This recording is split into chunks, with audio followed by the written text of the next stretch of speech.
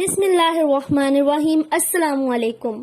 یاسر حسین پاکستانی اداکاراؤں کی جگہ حلیمہ سلطان کو برانڈ ایمبیسڈر بنانے پر پھٹ پڑے۔ میں ہوں آپ کی دوست آیت۔ کیسے ہیں آپ سب لوگ؟ امید کرتی ہوں کہ آپ سب خیریت سے ہوں گے۔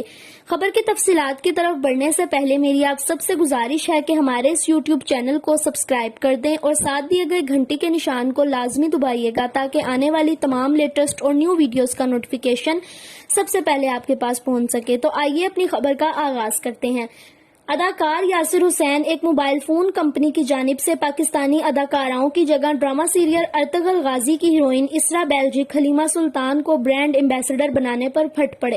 اداکار یاسر حسین ترک ڈرامہ سیریل ارطغرل غازی کو پاکستان کے سرکاری ٹی وی چینل پر نشر کرنے کے شروع سے ہی مخالف ہیں اور پہلے بھی انہوں نے اس ڈرامے کو پی ٹی وی پر نشر کرنے کے خلاف آواز اٹھاتے ہوئے کہا تھا کہ غیر ملکی ڈرامے کو پاکستان کے سرکاری ٹی وی پر نشر کرنے سے مقامی فنکاروں کو نقصان ہوگا۔ اور اب جب ایک معروف موبائل کمپنی نے ارطغرل غازی کی مرکزی اداکارہ اسرا بیلجک کو اپنے موبائل فون کا برانڈ ایمبیسڈر مقرر کیا ہے تو یاسر حسین نے ایک بار پھر اپنی آواز اٹھاتے ہوئے مقامی اداکاراؤں کی جگہ ایک غیر ملکی اداکارہ کو برانڈ ایمبیسڈر بنانے کے خلاف آواز اٹھائی اور اس پر خوب احتجاج کیا۔ گزشتہ روز یاسر حسین نے اپنی انسٹاگرام سٹوری پر اسرا بیلجک کی تصویر شیئر کرتے ہوئے لوگوں سے سوال پوچھا تھا کہ آپ کو نہیں لگتا کہ پاکستانی برانڈ ایمبیسڈر پاکستانی ہونی چاہیے، نہ بھارتی اور نہ ہی ترک اداکارہ۔